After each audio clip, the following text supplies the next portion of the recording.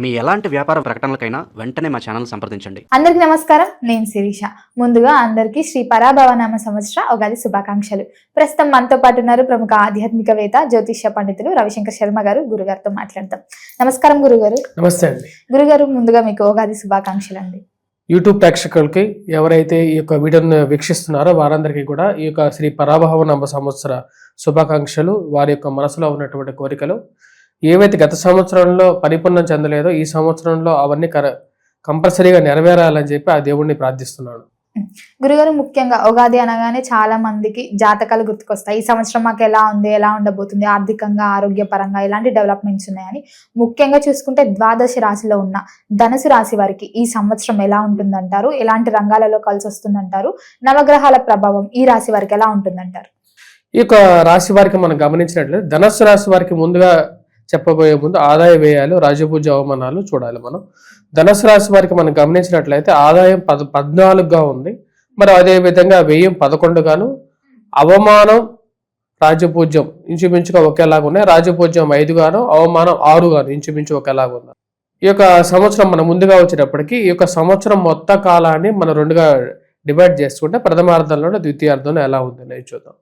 ఈ రాశిలో ఉండేటువంటి వారికి, ధనుసు రాశి వారికి వచ్చేటప్పటికి ప్రథమార్థంలో కొంచెం అనుకూలంగానే ఉంటుంది, ద్వితీయార్థంలో కూడా ఇంచుమించు అనుకూలంగానే ఉంటుంది. ఎందుకంటే రాహు యోగకారకమైనటువంటి స్థితిలో ఉన్నాడు, ధైర్యాన్ని ఇవ్వగలుగుతున్నాడు. కాకపోతే అర్ధాష్టమ స్థితిలో ఉన్నటువంటి శని బాధలు ఎక్కువగా ఉన్నాయి. ఈ రాశిలో ఉండేటువంటి వారికి హెల్త్ పరంగా, వయోవృద్ధులకి ఆరోగ్యపరంగా సమస్యలు, అదేవిధంగా మానసికమైనటువంటి వ్యధ, మరియు అదేవిధంగా ఏదైనా విషయాన్ని మర్చిపోవటం, ఉద్యోగపరంగా మెయిన్గా వర్క్ పరంగా చాలా స్ట్రెస్ అనమాట. ఎందుకంటే శని యొక్క దృష్టి రాజస్థానం మీద ఉంది కాబట్టి ఉద్యోగ పరంగా మీద కూడా చాలా స్ట్రెస్గా ఉంది. రాశిలో ఉండేటువంటి వారు ఆరోగ్యపరంగా జాగ్రత్తలు అనేవి తీసుకోవాలి ఈ సంవత్సరం కూడా. ఎందుకంటే శని యొక్క సంచారంలో ఎటువంటి మార్పు లేదు కాబట్టి కొంచెం జాగ్రత్తలు అనేవి తీసుకోవాలి.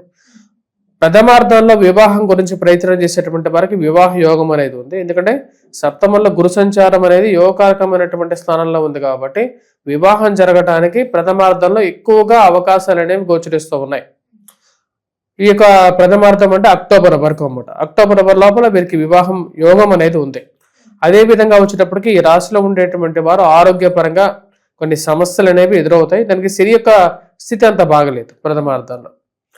అదేవిధంగా ఈ రాశిలో ఉండేటువంటి వారు ఉద్యోగపరంగా, వ్యాపార పరంగా మార్పు చేర్పులు చేసేటప్పుడు ఈ సంవత్సరం కూడా చాలా జాగ్రత్తగా ఉంటారు. గత సంవత్సరం లాగే ఈ సంవత్సరం కూడా శని యొక్క దృష్టి రాజస్థానం మీద ఉంది కాబట్టి బయట ఉన్నటువంటి పరిస్థితులు కూడా కొంచెం అవగాహన చేసుకున్న తర్వాత వెళ్ళేటువంటి స్థితి బాగుందా లేదా అనేటువంటి ఆలోచనలు తీసుకొని ముందుకు వెళ్ళాలి.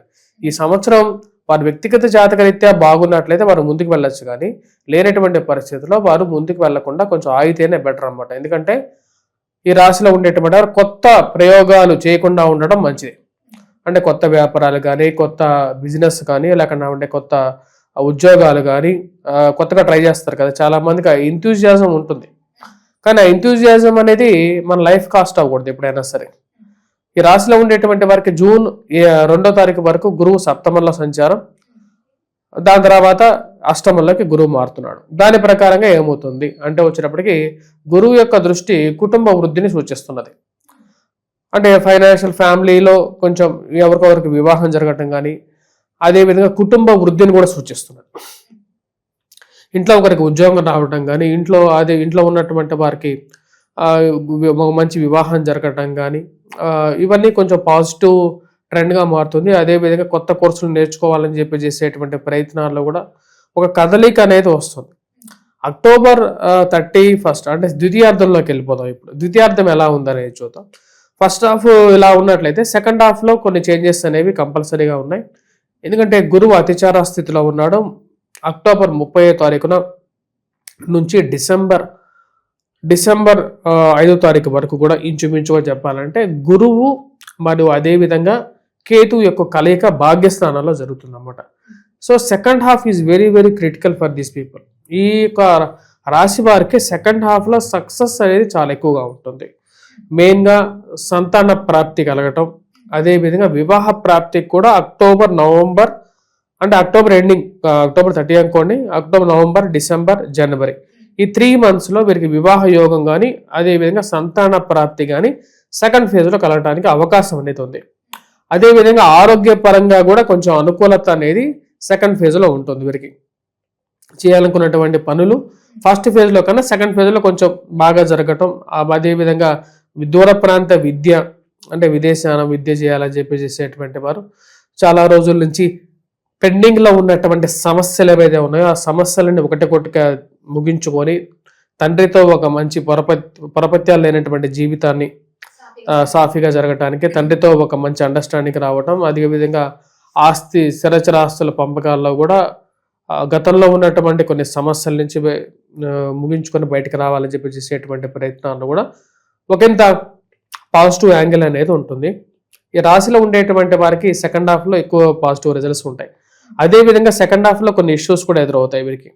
మెయిన్గా అధికమైనటువంటి ఖర్చు, అది ఒక పెద్ద ప్రాబ్లంగా ఉంటుంది వీరికి. ఎందుకంటే రాహు యొక్క మార్పు ఉంది డిసెంబర్ 5వ తారీఖున తర్వాత నుండి. సో డిసెంబర్ 5వ తారీఖు వరకు బాగుంది. డిసెంబర్ 5వ తారీఖు తర్వాత కొంచెం ప్రాబ్లమాటిక్ కండిషన్లు ఎదురవుతాయి. మెయిన్గా కోపాన్ని డిసెంబర్ తర్వాత నుంచి ఇంకా సంవత్సరాంతం వరకు till to the end of పరాభవనామ సంవత్సరం డిసెంబర్ తర్వాత 5వ తారీఖు నుంచి కొంచెం జాగ్రత్తలు అనేవి తీసుకోవాలి. మెయిన్గా ఖర్చు విషయంలోనూ, కుటుంబ సఖ్యత విషయంలోనూ, ఎవరితో మాట్లాడేటప్పుడు మెయిన్గా కోర్ట్ రిలేటెడ్ ఇష్యూస్ కానీ ఇలాంటి ఇష్యూస్ వచ్చినప్పుడు కూడా కొంచెం జాగ్రత్తగా డీల్ చేసుకోవాలి. ఈ రాశిలో ఉండేటువంటి వారికి అధికమైనటువంటి కోపం అనేది కొంచెం ప్రాబ్లమాటిక్ కండిషన్లోకి తీసుకొచ్చే విధంగా ఉంటుంది. డిసెంబర్ టైంగా వచ్చినప్పటికీ కుజస్తంభన కూడా జరుగుతున్నది, అష్టమ భాగ్యస్థానాల్లో జరుగుతుంది కాబట్టి అది కూడా కొంచెం ఎఫెక్టివ్గా ఉంటుంది అన్నమాట. కాబట్టి ఈ సంవత్సరం పర్వాలేదు, గత సంవత్సరంతో పోల్చుకుంటే ఈ సంవత్సరం బెటర్ అనమాట. ధనుసు రాశి వారికి గత సంవత్సరంలో చాలా డల్ పీరియడ్, అంటే ప్రజెంట్ నడుస్తున్నటువంటి విశ్వావసు నామ సంవత్సరం అనేది చాలా డల్ పీరియడ్. ఈ సంవత్సరం ధనుసు రాశి వారు వాళ్ళు అనుకున్నటువంటి కొన్ని విషయాలు, మెయిన్గా విద్యార్థులు విద్యా విషయాల్లో బాగా రాణించగటం అనేది జరుగుతుంది. మెయిన్గా ఎగ్జామ్స్లోనూ కొంచెం బాగా ఉత్తీర్ణత సాధించడానికి అనుకూలంగా కాన్సన్ట్రేట్ చేయగలుగుతారు. అదేవిధంగా వ్యాపార విషయాల్లో కూడా కొంచెం అనుకూలంగా ఉంటుంది. గతంతో పోల్చుకుంటే ఈ సంవత్సరం బెటర్గా ఉంటుంది.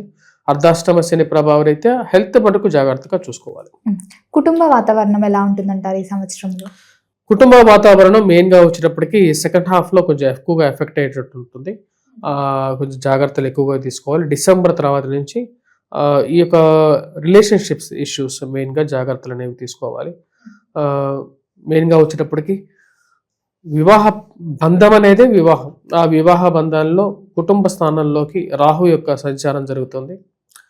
అది ఏం చేస్తుంది అంటే మనకు సఖ్యత తగ్గిస్తుంది అన్నమాట. అంటే కుటుంబ సఖ్యతను తగ్గించేసేసి కొంచెం ప్రాబ్లమాటిక్ ఇష్యూస్ని క్రియేట్ చేసే విధంగా ఉంటుంది.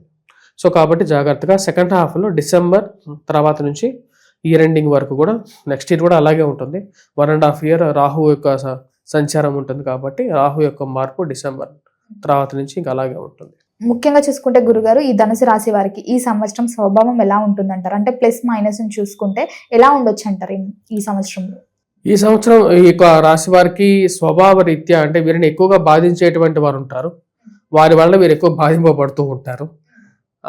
గతంతో పోల్చుకుంటే ఈ సంవత్సరం కొంచెం బాధింపబడినప్పటికీ కూడా కొంచెం సక్సెస్ ఉంటుంది, అట్లా ఉంటుంది అన్నమాట. అంటే వీరిని అంటే ఇంట్లో ఉన్నటువంటి వారు, బాగా దగ్గర ఉన్నటువంటి వారు వీరిని ఎక్కువగా బాధ పెడతారు. నక్షత్ర ఫలితాలు ఎలా ఉన్నాయంటారు ఈ యొక్క సంవత్సరం? నక్షత్ర ఫలితాలు చూద్దాం. ముందుగా కందాయ ఫలాలు ఈ యొక్క 3 నక్షత్రాలకి, ముఖ్యంగా వచ్చేటప్పటికి ధనుస్సు రాశిలో ఉన్నటువంటి మూల, పూర్వాషాఢ, ఉత్తరాషాఢ నక్షత్ర జాతకాలకి ఎలా ఉంది అనేది మనం చూద్దాం. ముందుగా వచ్చేటప్పటికి మూల నక్షత్ర జాతకులకి ప్రథమార్థం అంటే స్టార్టింగ్ ఫ్రమ్ మార్చి నుంచి మనం చూసినట్లయితే till to the March to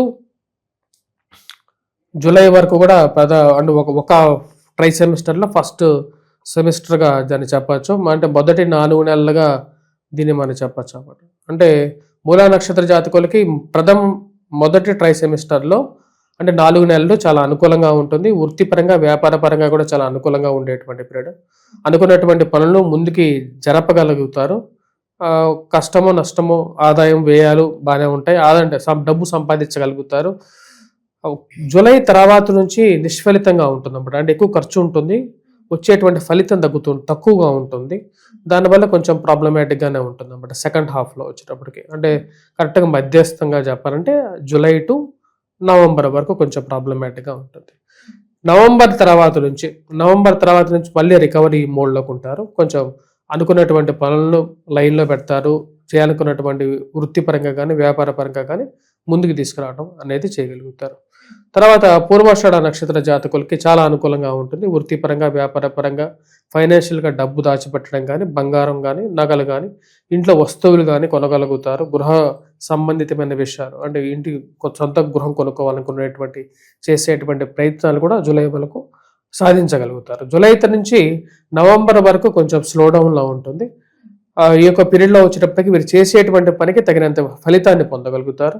December నుంచి మళ్ళీ తిరిగి ఏప్రిల్ వరకు కూడా వచ్చేటప్పటికి మళ్ళీ పుంజుకొని అంతకుముందు ఉన్నటువంటి స్థితిని వీరు పొందడం అనేది జరుగుతుంటుంది.